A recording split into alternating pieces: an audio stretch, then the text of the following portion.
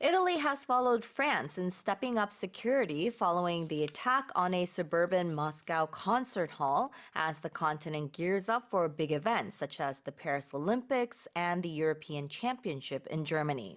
러시아 모스크바 교외 지역의 공연장 테러 사건 이후 프랑스의 뒤를 이어 이탈리아도 보안 강화에 나섰습니다. 이들 나라가 속한 서유럽 지역은 현재 파리 하계올림픽과 2024 유럽축구선수권대회 등 대규모 행사를 앞둔 상황입니다.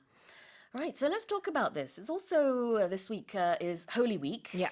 So that means many festivities or events in regards to Christianity will be going on as well. So, yeah. Right. So the Moscow attack has definitely renewed attention in Europe on the risk from the extremists. So they're thinking that the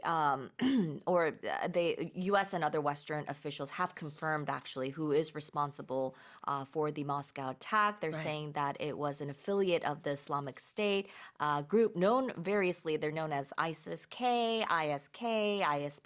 I think they've claimed that they were responsible for it, and it has been confirmed. And they're saying that this affiliate, ISIS-K or ISK, it's known to be the most aggressive IS affiliate and has repeatedly carried out attacks in Afghanistan since the Taliban seized power back in 2021. So on Sunday, France increased its security alert posture to the highest level. As we mentioned, it's Holy Week in Italy. There's been a National Security Council meeting on Monday, which resulted in a decision to increase security around Holy Week observances leading up to Easter, which falls this weekend. So they're saying surveillance and checks will be increased, and they'll be paying the most attention to places of greatest aggregation and transit of people, as well as sensitive targets. And it's not just in France or Italy. Germany has stepped up measures. Serbia has stepped up measures. They had secret police officers with machine guns patrolling the streets. And they're saying undercover cops or plainclothes police are monitoring sports venues and shopping centers in the capital as well. 네, 그렇습니다. 어제도 저희가 이제 관련된 소식을 봤었는데요. 프랑스 같은 경우에는 아무래도 이제 파리 하계올림픽이 다가오고 있기 때문에 여러 가지로 경계태세를 늦추지 않고 있는 모습이고, 그 외에도 많은 유럽 국가들이 지금 러시아에서 있었던 이 테러 사건으로 인해서 피해가 오지 않도록 굉장히 지금 여러 가지 조치를 많이 취하고 있습니다. 더군다나 여러 대형 행사들을 앞두고 있는 유럽이거든요. 조금 전에 말씀해 주신 것처럼 이번 주말이 이제 이스터 선데이, 부활절이 껴있는 주말이라서 또 그런 종교적인 행사들도 많이 있을 겁니다. 특히 로마나 바티칸 같은 경우에서는요. 군중 밀집 지역이 많을 것이기 때문에 더욱더 지금 조치를 취해야 하는 상황이다. So they are stepping up security. Right. So to step up something, it means to increase the amount or speed or intensity of something. 그렇죠. Step up는 무언가를 강화한다는 뜻입니다. Step up security 그러면은 보안이나 안보 관련된 조치들을 더 강화한다는 뜻이고요. Gearing up은 뭐죠? 둘 다 up이네요. Yeah, gearing up, step up, gear up. Gear up means you're preparing yourself or equipping yourself for something. So it means to get ready for something. That's right. 준비하다, gear up. 무엇을 위해서 준비하다, gear up for. 자, 다시 한번 제가 헤드라인을 읽어보겠습니다.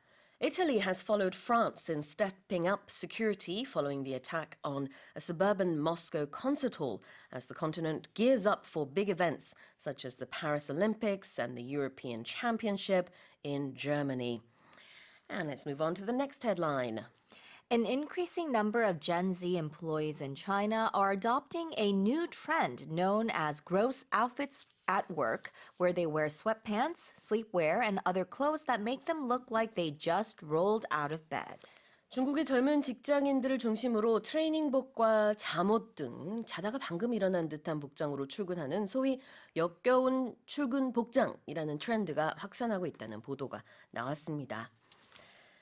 실제로 잠옷 차림에 또 슬리퍼 같은 걸 신고 이렇게 출근을 하는 젊은이들이 중국에서 늘고 있다. Yes. Tell us more. What's Yeah, going so on? it seems every day is casual Friday for Bit more than casual. Yeah, for the younger generation, I guess, in China. So they're they're rocking their gross pajamas while on the job, and I think the mentality here is very similar to a lot of people who are thinking about quiet quitting or doing their bare minimum.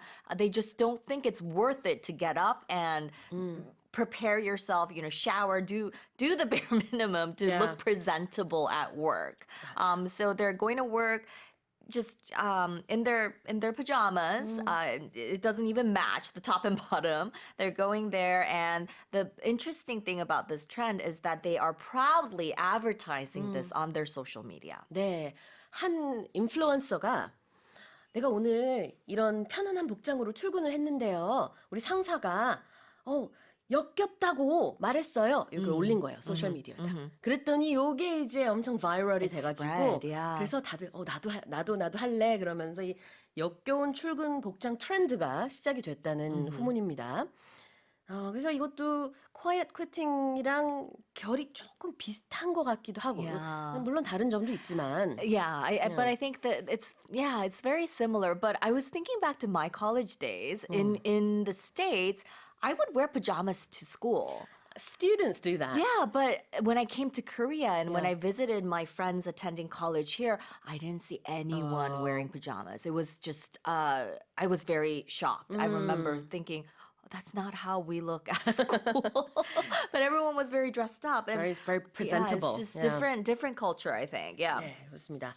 자, 중국의 젊은이들이 또 이렇게 잠옷 차림으로 출근을 하는 경우가 참 많다고 하는데 왜 그러느냐? 뭐 가장 크게는 어떤 상실감이 있다고 해요. 내가 뭐 굳이 이렇게 열심히 그 일을 해서 뭐 할 거냐? It's that similar dissatisfaction, 하루 with their 종일 work. 그죠? 하루 종일 내가 그냥 책상 옆에 앉아 있을 건데 그걸 위해서 내가 돈을 들여서 옷을 살 필요가 있어?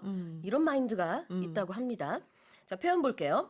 To adopt something. Yeah, to adopt something, you might think, oh, are you adopting a pet? It is used that way, but in this case, it means you're choosing to take up or follow or use.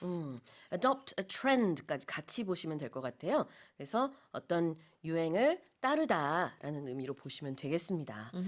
자, 그 다음에는 rolled out of bed. Just rolled out of bed. Yeah, roll out of bed. So, you're looking like you just got up and came to work. So rolling out of bed, we use it when we refer to someone who has woke up very lazily. They're getting out of bed and starting the day without, showering or brushing your teeth or putting on makeup.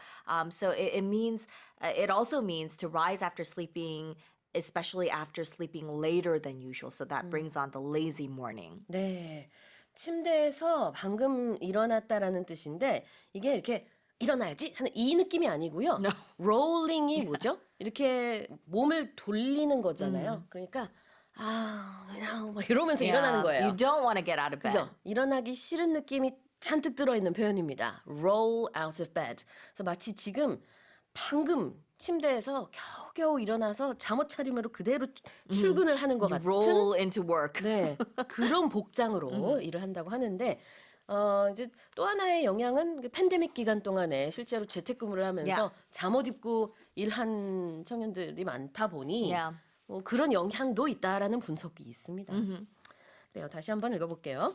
An increasing number of Gen Z employees in China are adopting a new trend known as gross outfits at work, where they wear sweatpants, sleepwear, and other clothes that make them look like they just rolled out of bed.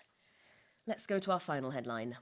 India's total fertility rate is projected to be 1.29 children per woman by 2050, with India already falling below the replacement level of fertility required for a population to exactly replace one generation with another. 인도의 합계 출산율이 대체 출산율인 2.1명 아래로 이미 떨어진 가운데 2050년에는 1.29명까지 내려갈 것으로 전망됐습니다. 대체 출산율은 한 나라의 인구가 감소하지 않고 유지되는데 필요한 수준의 출산율을 가리킵니다.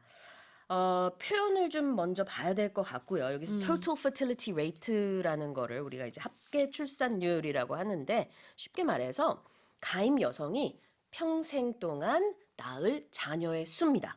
자, 그래서 인도에서 한 여성이 평생 동안 낳을 자녀의 수, 그 평균이 1.29명이 될 것이다. By 2050. 네. Yeah. 그런데 현재의 인구가 유지되려면 2.1명을 낳아야 된다. 물론 우리가 아이를 낳을 때 이게 뒤에 소수점 붙이는 게 좀 웃기지만 데이터니까요. Yeah. 네. 2.1명을 낳아야 지금 현재 인도의 인구가 유지가 될 텐데 그거보다 적게 난다는 거죠. Yeah. And So India has decreasing. the biggest number of people in the world. Yeah, yeah. So what surprised me was actually the average number of children that are born to a woman. So we said that it's projected to be 1.29 children per woman by 2050, but in 1950 it was over 6. It was 6.18 children per woman. 맞아요. So it's a big drop there. 네, 이 total fertility rate 합계 출산율은 나라마다 다 다를 수밖에 없죠. 그 Yep. 나라의 인구가 유지되는 데 필요한 출산율이니까. 그래서 우리나라 같은 경우는 당연히 높지 않습니다. It's below 1. It's yeah. 0.7, I Yeah, believe. yeah. 나이지리아 같은 경우에는 African country 지금 현재도 6.7 정도가 되고요. 말씀하신 것처럼 인디아가 예전에는 6 정도였는데 Yep. 지금은 이제 2.1 Yeah. 이 정도는 나아야 Yeah. 지금 인구가 유지된다. Yeah. 그런데 2050년까지 이대로 가다가는 1.29명. 그러니까 인구가 줄어들 거란 얘기죠. Yeah. Okay, so it's small. and the reason's very similar to what a lot of people are thinking here. There's been a delay in the age of marriage, and the average age of first pregnancy has also dropped. 그런데 이제 인도가 전 세계에서 인구가 가장 많은 나라이다 보니까 이렇게 출산율이 조금 줄어들고 있음에도 불구하고 2050년에는 16억 명의 인구를 가질 것이다 라고 유엔에서 내다보고 있습니다. 자, 다음 표현 볼게요. Yeah. replacement. Replacement. So replacing something. It's the action or process of replacing someone or something. 그렇죠. 교체, 대체라는 뜻이고요. required for something. Right. Required for something. It means it's mandatory, it's essential, it's needed or necessary. 네, 무엇을 위해서 요구되는 것. Something is required for something. 다시 읽어보겠습니다. India's total fertility rate is projected to be 1.29 children per woman by 2050, with India already falling below the replacement level of fertility required for a population to exactly replace one generation with another. And that's it for our headlines.